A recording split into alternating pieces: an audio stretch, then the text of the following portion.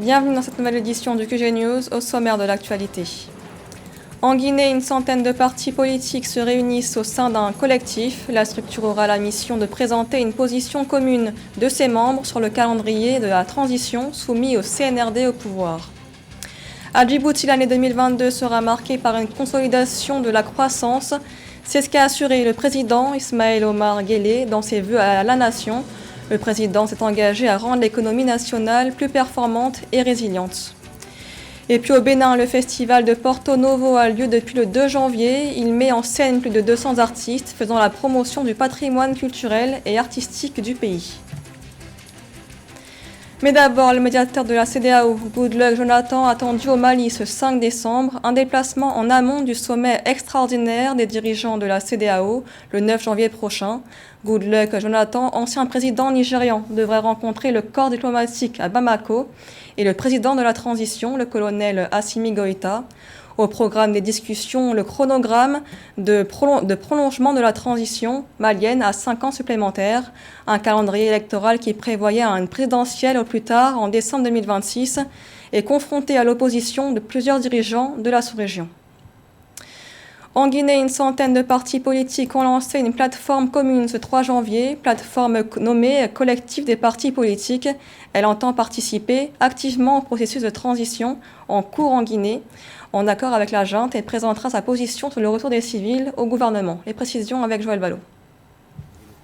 Alors que la Guinée est en pleine transition, le 3 janvier 2022, une centaine de partis politiques ont décidé de s'unir pour créer une structure qui présentera le retour des civils au gouvernement dirigé par le colonel Mamadi Doumbouya. Dénommée Collectif des partis politiques, la nouvelle coalition entend participer à la réussite de la transition en cours. Nous sommes très intéressés à ce qu'il y ait une transition réussie. Mais nous ne pouvons le faire si nous ne sommes pas réunis, si nous ne sommes pas unis. Nous avons donc créé aujourd'hui le collectif des partis politiques qu'on appelle CPP, pour que les Guinéens qui se ressentent en nous, les Guinéens qui vont voter pour les politiciens, sachent que la Guinée est une et indivisible. Déjà instauré selon les responsables de la nouvelle formation, un comité de coordination composé de 14 personnes doit préparer courant janvier la mise en place de commissions de réflexion et de travail. Ce, en vue de définir la position du collectif des partis politiques par rapport à la Constitution, le code électoral, l'organe de gestion des élections, ainsi qu'au chronogramme et à la durée de la transition. Les résolutions seront transmises à la transition et aux partenaires techniques et financiers de la Guinée. C'est pour dire qu'aujourd'hui qu'il y a nécessité de dialoguer. Maintenant, c'est au CNRD de prêter une oreille attentive aux différentes recommandations parce que les partis politiques se sentent menacés et se sentent exclus dans le processus de la transition. On a comme l'impression que la transition aujourd'hui, elle n'est pas inclusive. La Guinée est toujours sous sanction de la CEDEAO, qui attend des avancées concrètes dans l'organisation d'élections démocratiques. Dans son discours du Nouvel An, le président de la transition Mamadi Doumbouya a promis de céder le pouvoir aux civils en annonçant entre janvier et mars 2022 la tenue d'assises nationales. Et dans l'actualité également, en République démocratique du Congo, Vital Kamerhe est autorisé à quitter le pays pour se faire soigner à l'étranger. L'ancien directeur de cabinet du président Félix Tshisekedi a été évacué lundi vers l'Europe. Vital Kamerhe, en liberté provisoire depuis le 6 décembre, a été admis en août 2020 dans un centre médical de la capitale. Il avait été victime de malaise alors qu'il était en cellule à la prison centrale de Makala. Rappelons qu'il a été condamné à 13 ans de prison pour détournement de fonds publics. À Djibouti, le président Ismaël Omar Guelleh s'est engagé à rendre l'économie nationale plus performante. Dans ses vœux à la nation, le chef de l'État a assuré que le pays serait sur une bonne perspective de croissance depuis 2021, une croissance à consolider en 2022. Philomentine. À l'occasion de son adresse à la nation à la veille du Nouvel An, le chef de l'État djiboutien a estimé que son pays a renoué avec l'émergence en 2021. À en croire Ismaël Omar Guelleh, les perspectives de croissance ont été soutenues par les performances des activités portuaires.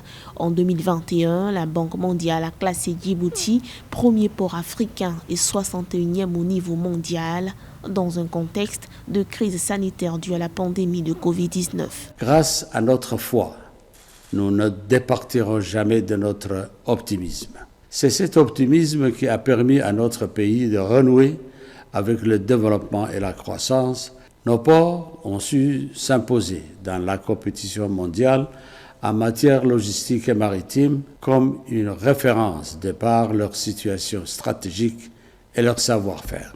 Ainsi, dans cette veine, l'exécutif de Djibouti rassure, il s'engagera à œuvrer de sorte à rendre l'économie nationale plus résiliente aux chocs extérieurs afin de mieux faire face aux besoins des populations. Et cela passera nécessairement par une diversification accrue des investissements. Le gouvernement entreprendra avec fermeté les réformes nécessaires pour y parvenir. Cela passera par la modernisation de tout notre appareil productif pour le mettre en adéquation avec l'ère numérique. Une meilleure mobilisation des ressources domestiques et une modernisation de la gestion publique ayant pour objectif de s'assurer une valorisation optimale de la dépense publique seront rapidement entrepris. La Banque africaine de développement a pour sa part projeté un taux de croissance du produit intérieur brut réel de l'économie djiboutienne de 9,9% en 2021 et de 8,1% en 2022. La Guinée adopte une feuille de route pour le développement de son industrie, une feuille de route issue du premier salon industriel de Guinée qui a eu lieu les 20 et 21 décembre dernier à Conakry. Elle prévoit l'instauration d'une nouvelle réglementation dans le secteur industriel. Les précisions avec Philomène Sine. L'industrie représente 7,3% du produit intérieur brut de l'économie guinéenne. Dans le but d'accélérer la diversification économique et la transformation structurelle à travers son tissu industriel, le gouvernement guinéen, avec l'appui de l'ONUDI, s'est doté d'un programme pays. Ainsi, la toute première édition du Salon de l'industrie de Guinée, tenue les 20 et 21 décembre dernier, participe à répondre aux défis obstruant le processus d'industrialisation de la Guinée d'après la direction de l'industrie du pays. Nous avions des unités qui faisaient même la quinine dans les temps, mais qui ne fonctionnent plus. Comment s'organiser à relancer toutes ces unités industrielles qui sont revenues dans le portefeuille de l'État et faire des études de business plan afin que des promoteurs éventuels puissent venir et pour la relance d'une bonne partie de ces unités. Donc, vision 2022, vision politique, parce que nous, notre rôle aussi, c'est vraiment de réglementer un peu le secteur, c'est ça aussi le rôle des publics. Le tissu industriel guinéen compte plus de 410 entreprises industrielles et près de 1560 PME-PMI, d'après les statistiques du ministère du Commerce, de l'Industrie et des PME-PMI. La direction de l'industrie de la Guinée, à travers un diagnostic approfondi, veut réussir le pari de la réglementation du secteur. Il y a au niveau du département des directives qui ont été mises en place pour voir celles qui sont opérées là-dessus, parce qu'il faut en fait, c'est des étapes d'évolution. On a une vue panoramique aujourd'hui de l'industrie guinéenne et nous avons aussi des programmes avec des partenaires techniques et financiers pour les rehausser à un autre niveau. La Guinée est un pays à fort potentiel agricole et minier où le développement d'entreprises dans l'agrobusiness et l'agro-industrie devrait contribuer de façon significative à la création d'emplois durables. L'agriculture fournit plus de 25% du PIB du pays. Le festival de Porto Novo a lieu au Bénin jusqu'au 10 janvier, une 5e édition riche en symboles qui entend contribuer à la promotion du tourisme sous le prisme de la relance économique. Elle met en scène plus de 200 artistes. Reportage de notre correspondant, Lev Tionou. Réunis autour des valeurs qui caractérisent le patrimoine culturel et artistique du Bénin, le président du comité d'organisation ainsi que ses invités de marque ont lancé ce 2 janvier la 5e édition du Festival international de Porto Novo FIP dans la cité des Aïnovi. À tour de rôle, des invités sous la houlette du président de l'Assemblée nationale Louis Vlavonou ont sonné le gong dénommé Gankeke. L'illumination du flambeau du festival était l'apanage du maire de Porto Novo, Charlemagne Nyankoti. Le FIP 2022 est ensuite le fruit d'un mélange artistique issu des retrouvailles de tous les talentueux artistes de l'Ouémé et du Bénin qui s'exprimeront à travers des dizaines de spectacles sur les esplanades de l'entrée de la ville, de l'Assemblée nationale, sur les scènes du centre culturel Ouadada la place de l'unité, etc. Dans ce festival, les traditions ésotériques et populaires de Hogbo nous seront exhibées au public et touristes. Toutefois, dans le strict respect des gestes barrières contre le Covid-19. Un spectacle riche d'animations folkloriques et de rythmes, chants et danses du Bénin, présenté au public par plus d'une centaine de jeunes créateurs. Au bout de 5 éditions, le FIP s'impose désormais comme un rendez-vous incontournable, non seulement dans l'agenda culturel national, mais aussi dans les lieux référencés comme manifestation touristique de notre pays. S'il valorise notre patrimoine matériel et immatériel, il contribue à booster le tourisme et contribuer à l'épanouissement de la population béninoise. Cette 5e édition qui fait de ce festival une biennale mettra en scène plus de 500 masques et divinités pour la grande parade de clôture prévue pour le 10 janvier. Un colloque international est également prévu sur la restitution des patrimoines du Bénin. Et du sport à présent, les Lions de l'Atlas s'apprêtent à participer à la Coupe d'Afrique des Nations. À l'approche de son entrée en lice face au Ghana le 10 janvier à Yaoundé, l'équipe du Maroc va devoir se passer d'Hakim Ziyech de Younes Balanda. Les explications avec José Douglas. Une sélection qui a vu le jour en 1916 et lors de sa première rencontre officielle en octobre 1957 faisait match nul 3-2 contre l'Irak. 4 phases finales de la Coupe d'Afrique des Nations pour le Maroc que cette sélection a remporté qu'une seule fois en 1976, sinon finaliste en 2004, 3e en 1980. Et pour cette CAN 2022 au Cameroun, l'entraîneur du Maroc, Vaïd Ali-Lozic, a rencontré 2 gros problèmes. Tout d'abord, Abdé Samad Ezal Zouli, 20 ans, l'ailier de Barcelone, surnommé Ez Abdé, retenu pour la première fois sur la liste du Maroc, a décliné sa convocation, faisant savoir qu'il souhaitait représenter l'Espagne. Et deuxièmement, au nom de la cohésion du groupe, Vaïd Ali-Lozic a écarté le milieu offensif de Chelsea, Hakim Ziyech, mais aussi Younes Belanda, l'international marocain, âgé de 31 ans, qui évolue dans le club turc d'Adana Spor, s'est exprimé à propos de cette tension.